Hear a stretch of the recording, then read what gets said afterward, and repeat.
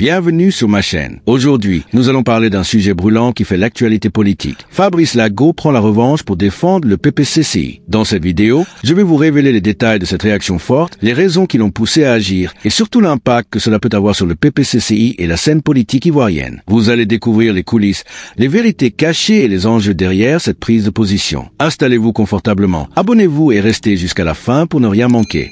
Le Front commun avait souhaité organiser sa marche le samedi 2. C'est cela. À partir sur le VGE jusqu'à la place de la République.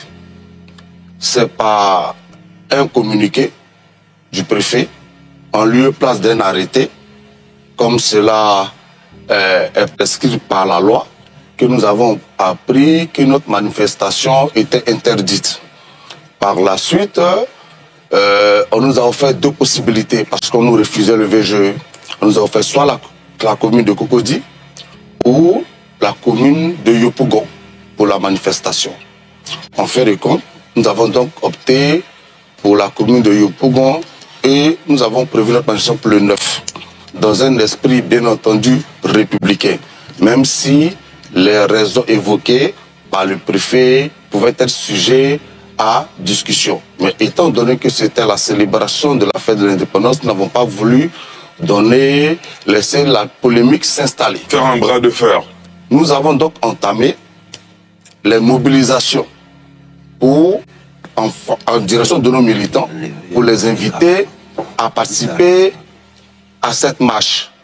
Et nos camarades commis à la mobilisation, pendant qu'ils étaient sur le terrain, qu'ils organisaient des rencontres, le jeudi, ils sont envoyés à la préfecture de police et ils sont interrogés jusqu'à 5 h du matin. Je précise 5 h du matin. Et la majeure partie des questions tournaient autour de où tu as fait le CP1, avec qui tu causes dans ton parti, ce genre de questions. Parce que cela pourrait s'interpréter comme une volonté de boycotter la mobilisation qui était en train de se mettre en place. Ils ont été libérés à 5 h. Nous n'avons pas voulu rentrer dans la polémique. Nous avons continué de faire notre travail parce que nous étions convaincus que les Ivoiriens répondraient présents à notre manifestation. Le vendredi, 3 autres cadres du PPACI ont été convoqués à la préfecture de police. Parmi ces cadres, il y avait le colonel Joël Keke, qui est en charge de la sécurité du PPACI, mais du Front commun, et qui était le principal interlocuteur des forces de défense et de sécurité dans le cadre de l'organisation de cette manifestation-là. Figurez-vous qu'il a été gardé à la préfecture de police jusqu'au lendemain à 10 h, le samedi à 10 h. C'est-à-dire que quand nous sommes arrivés le samedi matin, nos camarades qui avaient été commis à la sécurité n'avaient pas d'interlocuteur. Ils ne savaient pas à qui s'adresser pour recevoir les instructions. Même les forces de défense, c'est lui qui avait fait tout le travail technique avec les forces de défense. On ne savait pas à quoi s'entendre. Tout cela laissait penser qu'on voudrait qu'il y ait du grabuge à cette manifestation pour faire payer cela aux organisateurs. En dépit de tout ça, nos camarades sont restés mobilisés. Et la manifestation s'est déroulée dans un esprit bon enfant. J'y étais, les forces de défense et de sécurité n'ont quasiment rien eu à faire parce que la mobilisation était éclatante. Donc vous me donnez l'occasion de rendre hommage à tous ces Ivoiriens qui sont venus réclamer le dialogue. Parce qu'on ne le dit pas assez.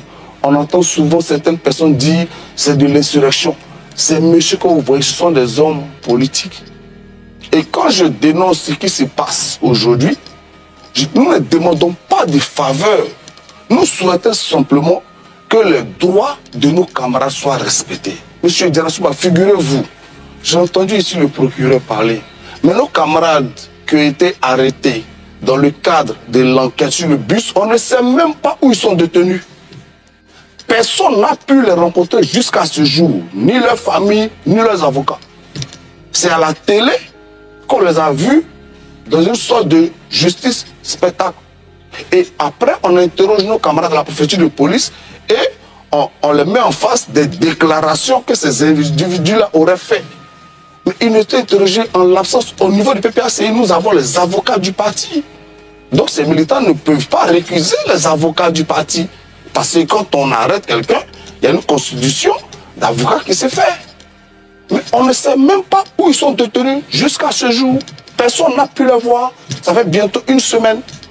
Et on prend des hommes politiques, dont des personnalités qui occupaient de hautes fonctions dans ce pays, et on les infantilise, on les humilie de la sorte. Figurez-vous que, par exemple, le ministre Lida Kwasi, c'est le lendemain, il a commencé à être interrogé à 22 h. C'est le lendemain à 15 h qu'il a pu avoir quelque chose à manger. Quel est le message qu'on veut passer? Et moi, écoutez, moi, je suis désolé, je pense que nous sommes des hommes politiques. Et je le répète, nous ne demandons pas le traitement de faveur. Nous demandons que nos droits soient respectés. Nous avons la liberté d'expression qui est garantie. Et ce que nous faisons, le seul tort que nous avons, c'est de ne pas être d'accord avec la gestion actuelle du pouvoir. Et pour cela, nous demandons qu'un dialogue s'instaure pour régler ces problèmes. Mais en lieu et place, qu'est-ce qu'on nous sait? C'est une véritable répression qui s'abat sur nos camarades. Tous ceux qui sont aujourd'hui chargés de la mobilisation PPACI, ils sont handicapés. Mais souvent, ça frise le ridicule. Je vais vous donner un exemple simple. Monsieur Blaise Las, on finit de l'interroger, on lui a interdit de sortir de la ville d'Abidjan. Blaise Las, il habite en dehors d'Abidjan. Il fait comment? C'est-à-dire que toutes les fois qu'il doit aller chez lui à la maison, il est en infraction. Quoi, Justin, il travaille à Korogo. On lui a interdit de sortir d'Abidjan. Et il est obligé de dire, ben en fait, vous savez que je travaille à Korogo, et puis on réaménage. Oui. Donc nous pensons que, moi j'étais venu ici ce soir pour que nous ayons une émission pour parler de cette marche qui a eu lieu. Et rappeler aux Ivoiriens que le samedi prochain, le président Laurent Gbagbo leur adresserait un message depuis la place Figaro. D'accord. Mais je vais terminer là-dessus. Oui, allez-y, parce que là, j'ai eu au téléphone les camarades du parti par rapport à ce qui se passe à la préfecture de police. Oui. Et j'ai écouté aussi le procureur. Excusez-moi, j'ai été très mal à l'aise. J'ai eu l'impression que c'était quasiment des menaces qui étaient déjà à l'endroit de l'opposition. Quand on va disséquer des vidéos de manifestations pour savoir qui a fait une crise xénophobe, qui a fait... Donc ce soir, sans vous remettre en cause, moi je proteste. Je proteste avec cette manière inhumaine. Je proteste avec cette manière inhumaine de traiter les opposants politiques. Je proteste contre cette manière cavalière de vouloir nous humilier parce que nous avons le tort de ne pas être d'accord avec le parti au pouvoir. Mais je rappelle aussi que le samedi 9, nous continuons de nous battre. Et j'étais venu ici pour débattre, comme je le disais, mais avec tout ce qui se passe aujourd'hui, je ne suis même plus confortable avec l'idée de continuer ce débat-là. Parce que qu'est-ce que je pourrais dire ici qui ne pourrait pas m'être imputé à la sortie de l'émission? Donc, allez, sans vous remettre en cause NCI, mais je voudrais, avec votre permission, en signe de protestation contre l'acharnement qui s'abat sur l'opposition ivoirienne, c'est-à-dire le PDCI et le PPACI et tous ceux qui ne sont pas d'accord avec le 4e mandat, je voudrais, avec votre permission, pouvoir me retirer du plateau pour aller marquer ma solidarité à nos camarades qui sont encore à cette heure-là à la préfecture de police. Donc, non, c'est pas, monsieur, s'il vous plaît, monsieur, il parle pas. Monsieur Lago parle, c'est une fuite, s'il vous plaît. C'est une fuite, il nous laisse vous calmez. Vous n'arrangez rien du tout. Mais s'il vous plaît, mais vous vous calmez, monsieur, s'il vous plaît. Il faut respecter les autres. Oui, mais en le disant, ça ne change rien du tout. Messieurs, s'il vous plaît. Voilà, je voulais m'adresser à lui. Vous êtes intervenu, ça ne m'a pas donné le temps de lui dire ce que je pensais. Calmez-vous, s'il vous plaît. Quelqu'un est venu sur le plateau, évidemment, il s'est prononcé. On s'attendait effectivement à ce que les autres se prononcent. Il faut me laisser faire mon travail, c'est ce que je vous réclame ici tous les jours. Il est venu, on lui a donné la parole. Évidemment, il devait entendre le point de vue des autres. Finalement, on est en direct à la télévision, il a décidé de se retirer, on ne peut pas le forcer à rester. Il a fui le débat. On est bien d'accord. Alors, messieurs, vous avez entendu le responsable de la communication du Front commun. C'est son droit le plus absolu. On ne peut pas le forcer à rester sur un plateau de télévision. On va poursuivre le débat tout de même. Yacouba Doumbia, réaction, allez. Alors, Ali, je suis indigné. Moi, je suis indigné parce que, comme Arthur le relevait tout à l'heure, c'est quasiment un manque de respect pour tous ceux qui sont sur ce plateau. L'indignation est d'autant plus grande que les éléments de langage que M. Fabrice Lago a pu obtenir de ses mandants en venant sur ce plateau, mais ils sont très mal placés. Et chaque fois, je vais leur faire ce rappel historique. Quand Fabrice Lago vient parler des conditions inhumaines dans lesquelles certains de leurs sont détenus, mais Fabrice Lago est très mal placé pour en parler. Ils ont la chance que, à cette époque, ils ont la chance qu'ils viennent dire qu'il y a des gens qui sont détenus dans des conditions inhumaines. Quand eux, ils gouvernaient le pays, chaque fois on va leur rappeler pour qu'ils comprennent. Quand ils gouvernaient le pays de 2000 à 2010, des opposants auraient souhaité être détenus dans ces conditions-là. On a vu, c'était à leur époque, il y avait les escadrons de la mort.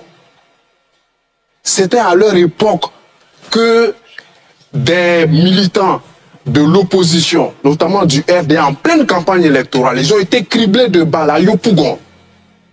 Les enquêtes n'ont pas abouti. Il n'y a même pas eu d'enquête sur cette situation. C'était encore à leur époque que des opposants, pour des tentatives de manifestation, je parle du 23, 24, 25 mars 2004, à l'époque, le PDCI même a marché, François Collin est là. Je dis bien tentative de marche. 150 morts selon l'ONU, 500 morts selon l'opposition à l'époque. En décembre 2000, je l'ai rappelé ici, tentative de marche de l'opposition entre le stade Félix Houphouët-Boigny et Cocody, 300 morts selon la Croix-Rouge. Quand on a vécu, quand vous avez géré le pouvoir dans ces conditions, vous n'avez pas de leçons, vous ne pouvez pas vous asseoir sur un plateau et tenter de donner des leçons à qui que ce soit. Et puis, les gens qui sont arrêtés, mais ils sont arrêtés sur la base d'éléments précis qui sont mis à disposition. On peut ne pas être d'accord avec, mais on laisse la procédure aller jusqu'au bout.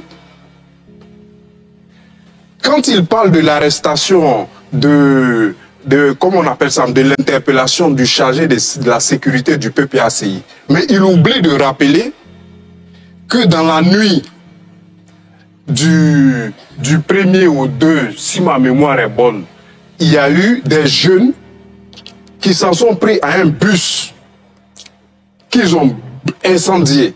Ensuite, ils ont caillassé un véhicule de la police. Mais la plupart de ces jeunes-là, c'était des membres de la sécurité du PPACI. Ça, ils ne le rappellent pas. Mais c'est tout à fait normal que dans une procédure, c'est la logique, que dans une procédure, des éléments qui appartiennent à votre sécurité, qui commettent du grabuge, quand on les prend, mais il faut interpeller aussi celui qui est chargé de les gérer. Est-ce qu'il n'a pas été libéré par la suite? Si après les auditions, on ne lui reproche rien, mais on le libère. Mais ça, il ne le rappelle pas. Et ce qui est encore plus grave, et c'est par là que je vais terminer, le PPACI a fait son communiqué. Ils ne se sont même pas solidarisés des actes de terreur posés par leurs camarades. Ils se sont plutôt indignés du fait qu'on ait arrêté des gens. Mais on ne les a pas arrêtés parce qu'ils sortaient d'un dîner gala. On ne les a pas arrêtés parce qu'ils sortaient d'une foire de carnaval. On les a arrêtés parce qu'ils ont posé un acte de terreur.